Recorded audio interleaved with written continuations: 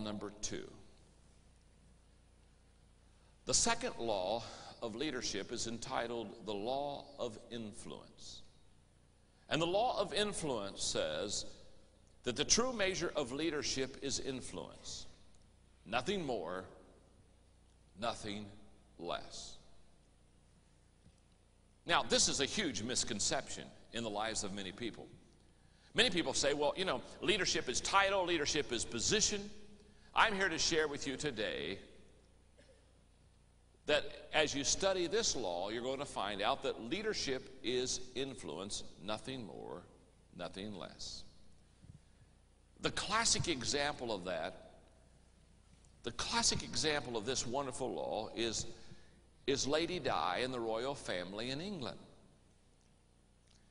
Remember when the marriage fell apart and so Lady Di was separated and divorced? Now, just think with me for a moment. Every one of you in this room can answer this question. Who had the most influence? The royal family with the palaces and the titles and the crowns and the thrones and the scepters and the tight positions? Or Lady Di? Who had the influence? Lady Di had it. Absolutely. See, this is a great example of the fact that leadership is influence. Nothing more, nothing less. In fact, my favorite leadership proverb is, he that thinketh he leadeth and hath no one following him is only taking a walk. And I know all kind of people, don't you? Taking walks. Huh? They have the title, they have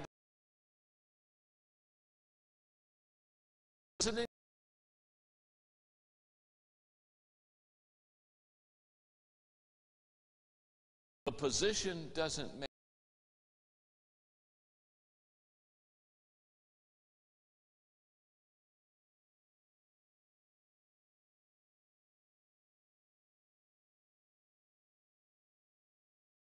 its position. So we go for that title, we go for that position, only to realize that once we're in that title and position, that doesn't necessarily mean anybody's going to follow us. Now, where did I learn this law? I told you I've been learning these laws for over 20 years. I learned this law in my first church in Hillham, Indiana. Now, let's first of all think about it. Hillham, Indiana. 11 houses, 2 garages, 1 country store. That's Hillham. That's where I started. You've not been to Hillham. You've not heard of Hillham. You don't want to go to Hillham. If you do go, you won't know that you did go to Hillham. Old building, church building, over 100 years old, roof sagged, walls bowed. First Sunday, only 3 of us in attendance, and 2 of them were my wife and me. It was my wife, Margaret, myself, and an old lady who lived by the church by the name of Maud. It was Maud, Margaret, and me. First Sunday, 3 people. We could have put our whole church in a telephone booth and had room for visitors. Now, I didn't know anything about leadership back then. If I had known anything about leadership back then, I would have voted on everything I want to see pass. I thought about voting, but I wasn't sure where my wife Margaret stood on a couple of issues. I could see myself losing 2-1. I go to my first church board meeting. Now, I'm talking about just a handful of country, rural, conservative people, okay? Get the picture. Now, I don't know what to do at this first board meeting because I wasn't trained to do anything about a board meeting. I just graduated second in my college class, and I never had a class on how to have a board meeting. Why would they want to teach me something helpful and practical and life-change? So I'm kind of intimidated as I go to my first board meeting, and Margaret, my wife, knows that, and so she kind of prays for me. I go to my first meeting, and I have a prayer time, and then I look out at this board.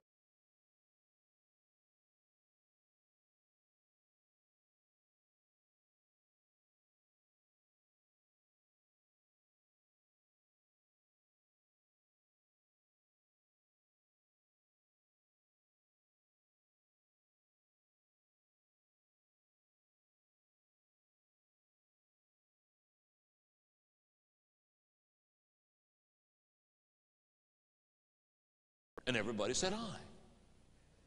And after a while, Claude said, well, he said, I think we're done tonight, preacher. He said, you can close in prayer.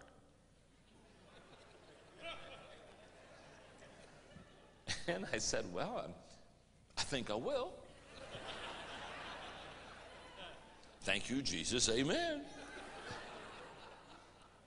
I went home that night. Margaret looked at me and said, well, how'd it go, honey? I said, oh, sweetheart, no problem. No problem. I said, I only need 2 people. God and Claude. And if I say I'd only get one, I'd like to have Claude because he's the one who shows up the most around here. Now, like I said, Claude was a farmer. About a week before the next board meeting, I called him on the phone. I said, Claude, could I come down and kind of do the chores with you around the farm? Can we just kind of walk around the farm? And I said, while we're doing the chores, I'd like to talk to you about the church. He said, well, preacher, he said, I'd love for you to come down. And he said, sure, I would love that. So I went down that day. We did the chores around the farm. And while we did the chores, we talked about the church. I'd say things like, you know, Claude, the front door on the church, paint is just cracking and peeling off of that. I said, visitors, when they walk up that walk, the first thing they see is that door. It's a terrible sight. I said, what do you think we ought to do? Well, he said, it seems to me like we ought to take off the old paint and put a fresh coat of paint on that door. I said, I like that. I like that. I said, Claude, would you mind next Tuesday night at the board meeting bringing that up to the church board? Oh, he said, sure. He said, I'll take care of that. I'll take care of it. I said, Claude, right behind the platform area, we have 3 rooms, and 3 really little, just real little rooms. And then the one on the right, we have a Sunday school class. The one on the left, we have a Sunday school class. And both of those are full. Then we got this one in the middle that we got a bunch of junk in there. We got last year's manger scene and a whole bunch of stuff in there. And I said, but we're already full in those other 2 classes, and we really need to have another class. What are we going to do? Well, I said, I think we ought to take the stuff out of that middle class and start another Sunday school class. I said, I like that.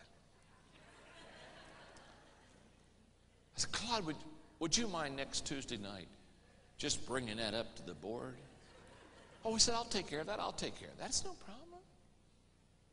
I said, Claude, have you been down in the basement of the church? He said, what do you mean? Well, I said, there's a couple inches of water down there. Frogs are hopping around. Crawdads are crawling around. I said, we can't have any kind of functions down there at all because of the water down there. He said, well, that's ridiculous. He said, we need to clean all that up. I said, well, I think so too. And I said, would you please? Oh, he said, oh, I'll take care of that. I'll take care of that. Next Tuesday night, board meeting, I opened in prayer. I looked out and said, does anybody have anything on their heart?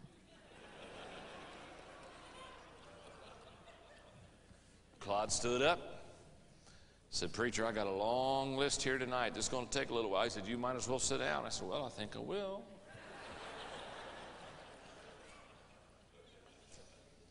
Claude looked at the board and said, have any of you noticed the front door in our church? He said, personally, I'm ashamed.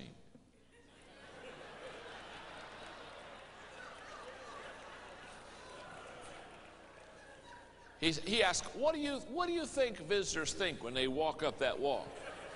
First thing they see is that door. He said, we need to get off the old paint. We need to put a fresh coat of paint on. He said, we need to do it before Sunday so we can have a freshly coated, painted door.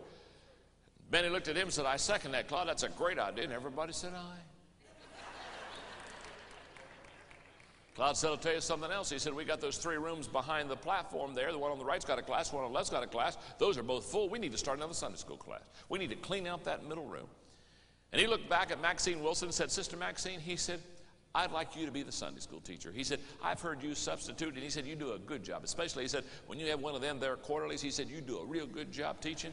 He said, I'll get you a quarterly. And he said, my wife and I will be the first 2 pupils in your classroom, and I'd like you to start teaching next Sunday morning. I looked back at Maxine Wilson, big old tears coming down her cheeks. And she said, well, Brother Claude, said, if you think I can do it, I'll do my best for you and for Jesus. And Benny said, I second the idea, and everybody said, aye.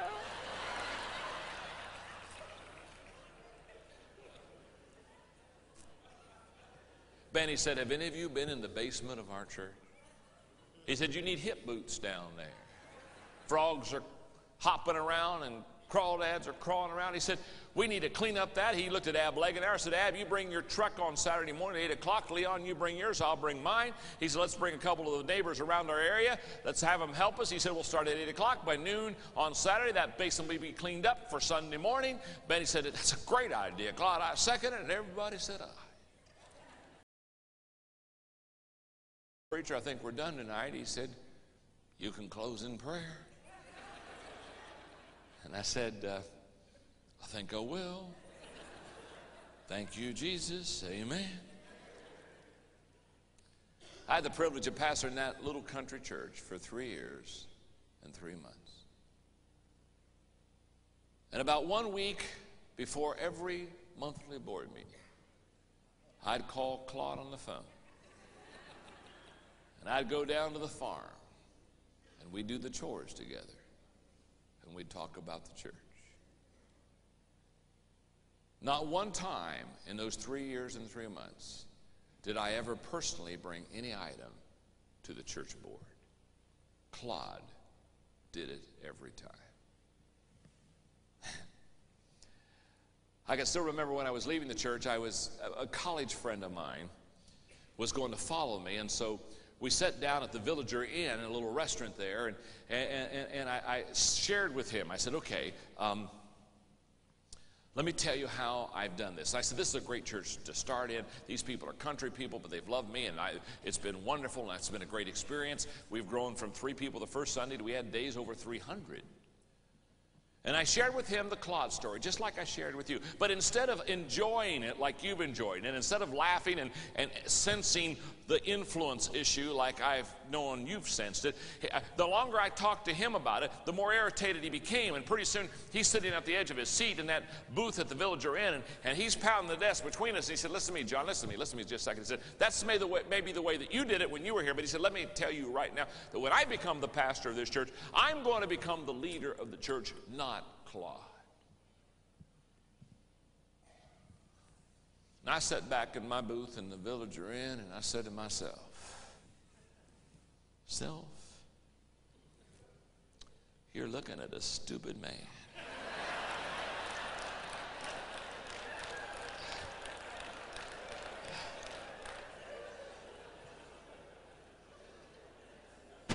Going to heaven?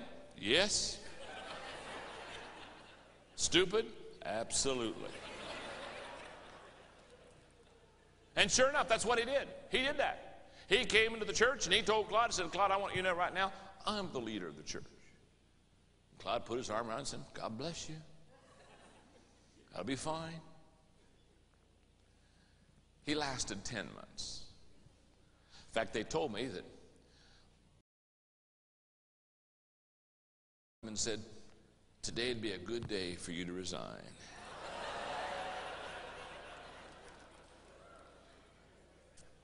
You know, my friend never has learned this law. In 30 years of ministry, I'll guarantee you he's been in at least 15 different positions. He's never understood that leadership is influence, nothing more, nothing less.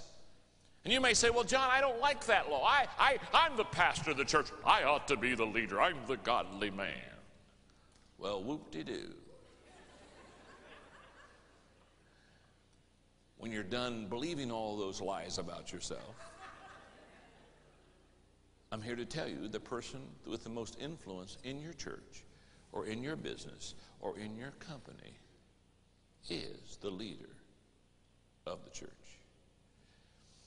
And nowhere is leadership more clearly defined than in a volunteer organization. Let me talk to you about this for a second.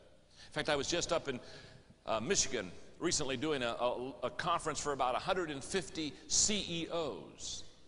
And they were asking me, they were saying, John, how can I find leaders? How can I know my potential leaders in my companies? And I shared with them, I said, if you really want to know your potential leaders, if you really want to find out in your company the ones that are really good leaders, I said, let them be put in charge of a voluntary organization.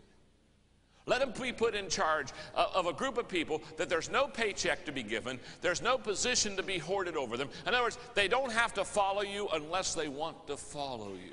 See, the best way to test a leader is to ask them to lead a volunteer organization. That's when you're going to find out. That's when you're going to find out if they're good leaders or not. You see, if you're giving somebody a paycheck, of course they're going to follow you. If you have some kind of position over them, if you're the top in your ranks in some kind of armed services, of course they're going to salute you, and of course they're going to follow you. You've got more stripes.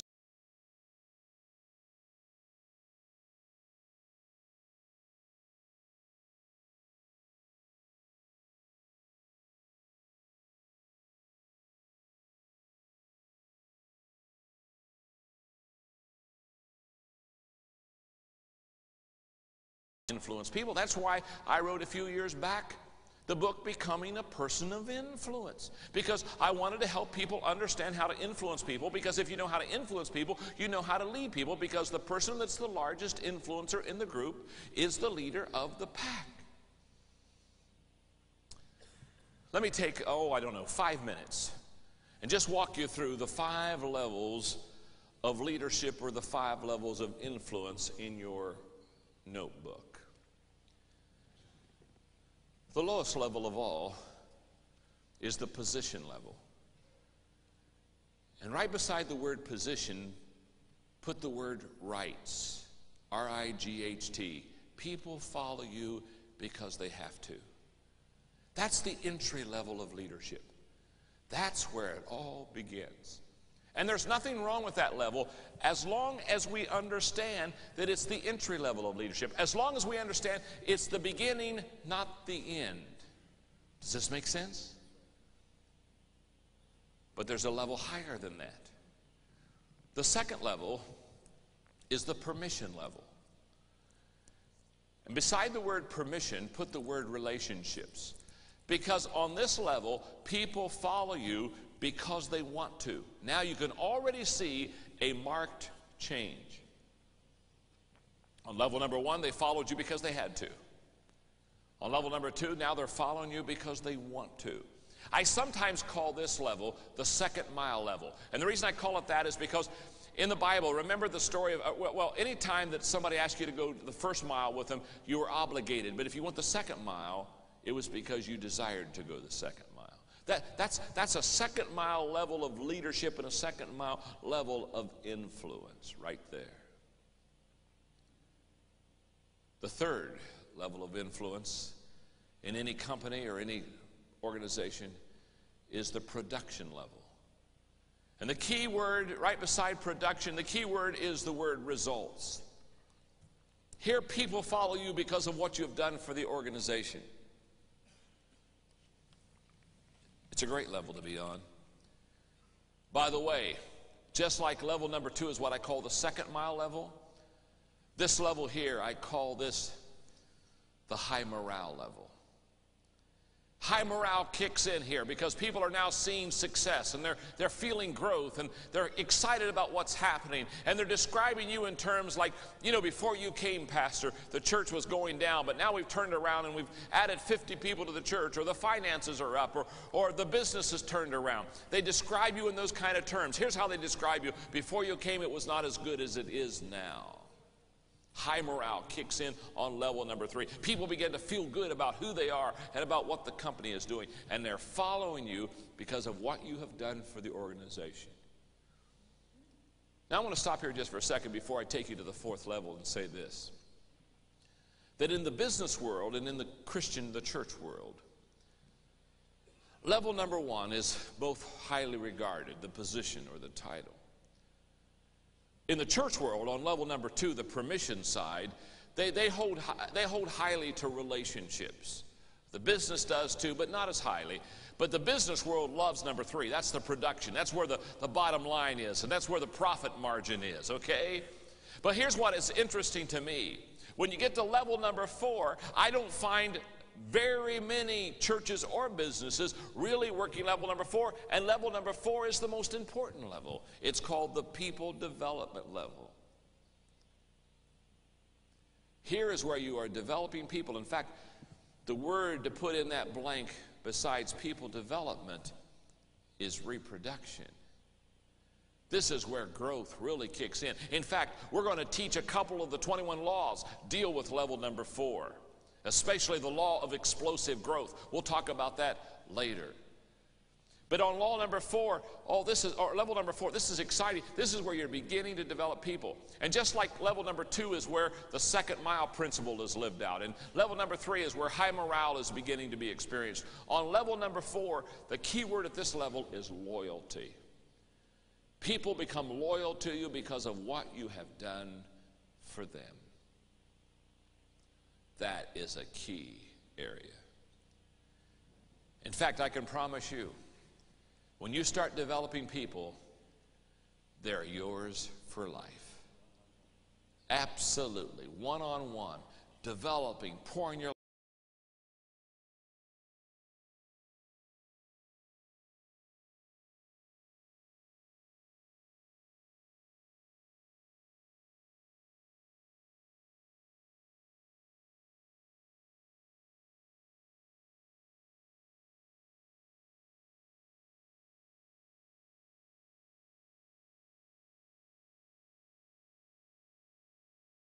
the personhood level. The personhood level, I guess the key word there is respect.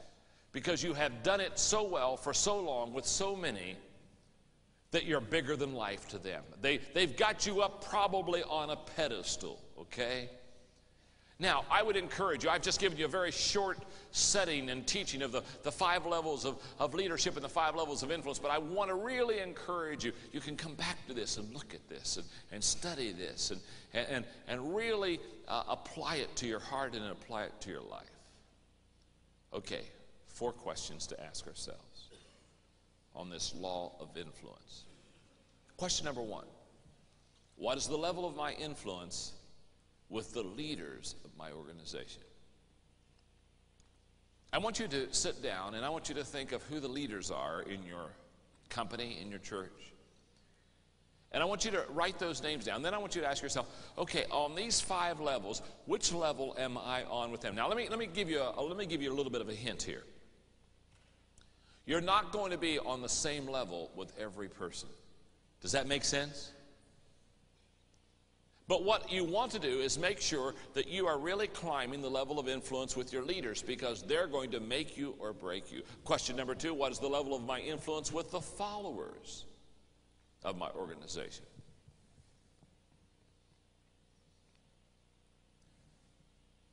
Let me stop here for a moment.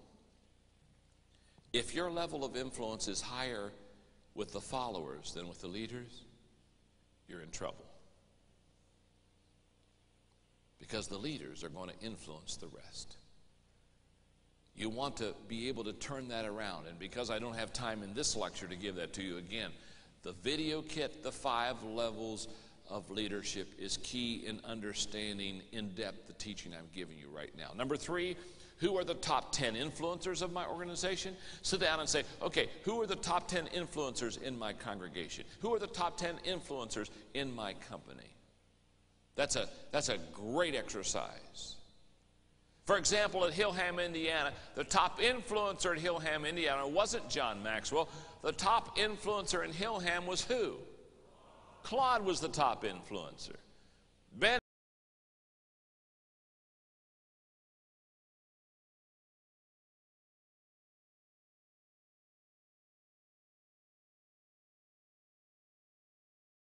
I never was the top influencer. In fact, I was giving this lecture one time, and Claude's son happened to be hearing this lecture, and he came up to me after and gave me a big hug, and he said, Dad still runs the church. Well, of course he does. Of course he does. He's the top influencer. When I went to my second church, I wasn't the top influencer there. When I went to the third church, I wasn't the top influencer there. I've never gone anywhere where I was the top influencer. You see, that's why it's so important to understand influence, because that's how you lead. You don't lead through structure, you lead through influence. Number 4, this is a great question. Do I influence the influencers? Great question. Do I influence the clods? And by the way, it may not be a clod in your church. Maybe it's a Claudia. Okay? But do I influence the influencers? Here's what I know about the success of your leadership right now. Listen carefully. Your ability to influence the influencers will determine your ability to grow the organization. If you can influence the influencers, you'll grow the organization. If you cannot influence the influencers, you could have real problems. There are 4 resources that I would encourage you to look at that will help you again with the law of influence. I did a Maximum Impact Club tape called Taking an Influence Inventory. What that does is this tape helps you to look at your own influence level, and basically it helps you to understand what your influence quotient was. And by the way, let me stop here for a second, because this is a workbook, this is a notebook, this is a tool, this is a resource and aid to help you. What I would suggest that you do is we kind of go through these resources, and as I go through these laws, if there's one that you just say, I need to remember to get that, just take your check mark and put a check beside the one that you want to come back to. So when you review these lessons, you say, okay, I wanted to get that tape, or I wanted to get that book, or this will help me in my leadership development. Then there's the 5 levels of leadership. Then there's the book, or in fact 2 books I wrote. One, Becoming a Person of Influence, which teaches you 10 ways to influence people, and then Be a People Person, a book that I wrote in the 1980s that helps you understand how to connect, relate, and deal with people.